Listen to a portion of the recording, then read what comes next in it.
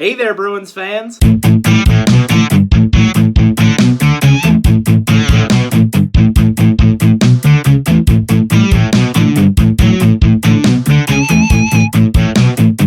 Welcome back to BNG Hockey, where it's always black and gold. Now, this is a trade rumor video as well as a how the Bruins can create cap space video. I'm going to go through a list of all of the Bruins who have been brought up in recent trade rumors and talk about how trading them would help the Bruins, how trading them wouldn't help the Bruins, and how likely it is for them to be moved. Now, currently, the Boston Bruins have a little over $10 million in cap space. They have 3 RFAs currently, McAvoy, Carlo, and Heinen, that all need new contracts. McAvoy will probably be around $7 million, little more, little less. Carlo probably $4 million, same thing, and Heinen between $2 or $3 million. In order to do that, the Boston Bruins would need between $13 and $14 million in cap space. As I said, they have just over 10, so there clearly needs to be some moves to get some money for the Bruins. How are they going to do that, you ask? Let's look at some of the options. I'm sure most of you know by now, I am not the biggest David Krejci fan. So I would love nothing more than to see David Krejci shipped out of Boston. He makes $7.2 million. That's the reason I don't like him, for those of you who don't know. I don't think that he's really worth that money, but that's a conversation for another day. He is your second-line center, though, so if you're going to be trading David Krejci, I realize, I'm a logical hockey fan, that you need a second-line center coming back. And if you're going to bring a second-line center back, that's not going to help you that much with the cap space. So David Krejci, not an option. Now it's time to talk about everyone's favorite fourth liner, David Backes. He's making $6 million. He is just not worth the money anymore. And anywhere you go to talk about Bruins trade rumors, this guy's name is coming up. But I don't think fans realize how hard it is to move this contract. David Backes is making $6 million for this season and next. If they want to move that, they have to do exactly what the Maple Leafs did and give up a first-round pick. Just to say, here, please take David Backes and our first-round pick, just thanking you for taking him. That's not worth it to me. Honestly, I would rather see Backes just be a healthy scratch or be on the fourth line and just suck it up. You have this year and next, and then that money's gone. So just wait it out. Honestly, I think that's the best option for the Bruins. You could also trade him and retain some salary, like trade him to a team and you keep $3 million of it, but if you're going to be spending money on David Backes, you might as well just keep David Backes. I know it's less money, and that helps you maybe sign a player like a Johansson and bring him in, but I just hate having dead salary cap space, even if Backes does pretty much nothing for you anyway. So I don't think it's very likely that he gets moved. Next up is forward Joakim Nordstrom. He signed for next season at $1 million. There was a lot of speculation that he might be moved around July 1st. There are teams with interest in him, and why wouldn't they be? He's only making $1 million. He kills penalties. He can chip in the goal every now and then. He played really well for the Bruins on that fourth line.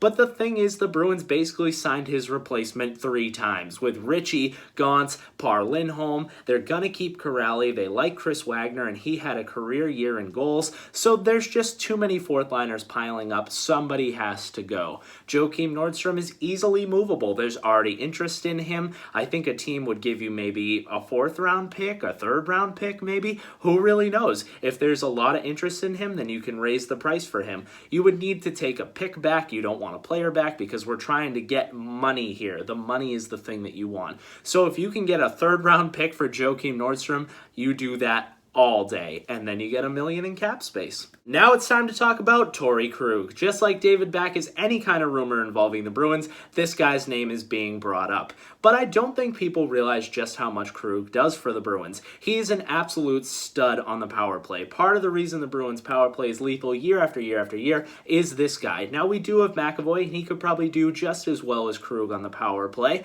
And Grzelcyk is basically just a younger version of Krug, and we've seen him have power play success. But Krug is elite offensively, and he's going to get a big pay grade. But he clearly wants to stay here if you watch his end-of-season interviews. Hopefully that means a discount, and I think the Bruins are interested in keeping him. So I don't see Krug being moved. It would get you 5.2 in cap space currently. That would help a lot to not only sign your RFAs, but maybe bring someone else in. But then your defensemen on the left side are Chara, Grzelcyk, and more. And obviously you have Lazan and Vakanainen and some other left shot guys coming up, but suddenly your defense core gets a lot weaker, and then you have another problem. So I really don't see them moving Krug. Next up is defenseman John Moore. He signed it 4 more years at $2.75 million. Now, when they first got John Moore, I was really excited about him coming here and what he could do for the Bruins. He had just come off a career year with the New Jersey Devils. He can skate, he can chip in offensively, and he really didn't live up to what I thought he was going to be for the Bruins. But that doesn't mean I want to trade him.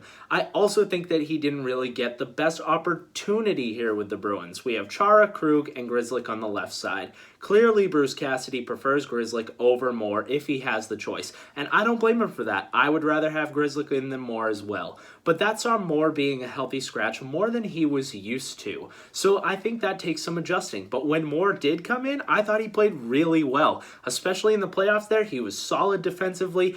He can skate, he can move the puck well, and at 2.75, I think you're really getting a good bang for your buck still. They just signed him a year ago. I don't see them moving on from him. Clearly, he was part of their plan at some point. I think he gives you great depth on the blue line.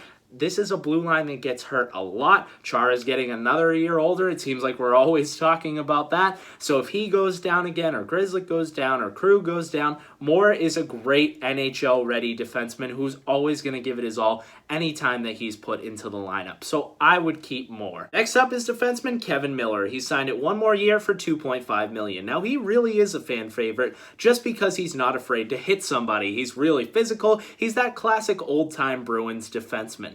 But he's kind of slow, doesn't really help out on the offensive side. Now, I'm not saying all 6 of your D-men need to be great offensively, but in today's game, it really helps when everyone can join the rush, everyone can bring a little element of speed, and basically they have his replacement already signed to a new contract. Connor Clifton had a great season last year, jumping in out of nowhere. He is also really physical. Clifton had a fight in his first NHL game. He's not afraid to throw the body, so I think if you can get a younger, cheaper version of Kevin Miller, you go with that every time. But I also don't think you would have trouble moving this contract. 1 year at 2.5 for a solid defenseman who can give you some toughness on the back end. There's a lot of teams who would be looking for that. Similar to the Adam McQuaid deal before, where we traded him to the Rangers. I think you could get a pick, like a 3rd or 4th round pick for Kevin Miller, and then you get that $2.5 million in cap space. I think a lot of Bees fans would be sad to see him go, but I think you have to realize that you would rather have the cap space to sign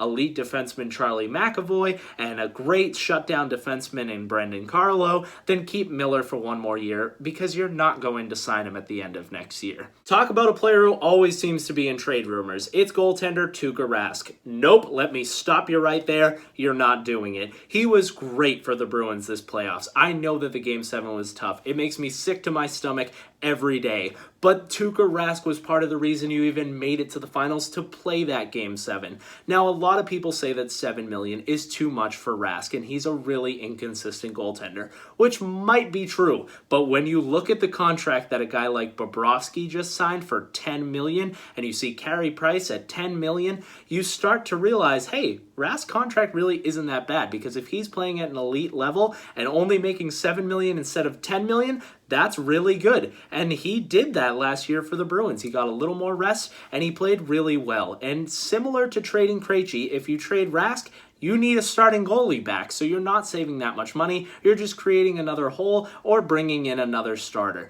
You're keeping Rask. So after throwing a bunch of names and cap hits at you, the final decision for me would be to trade defenseman Kevin Miller and forward Joakim Nordstrom. That would give you $3.5 million in cap space. Added to the cap space we have now, you would have a little over $13.6 million in cap space. That gives you plenty of money to sign all 3 of your RFAs and make sure that you're under the cap for next season. So now that you have a complete list of all the Bruins who are in trade rumors and all of their cap hits, feel free to play along at home and comment down below on who you would trade so that the Bruins have cap space. If you enjoyed this video, make sure to give it a big like, and if you haven't already, subscribe.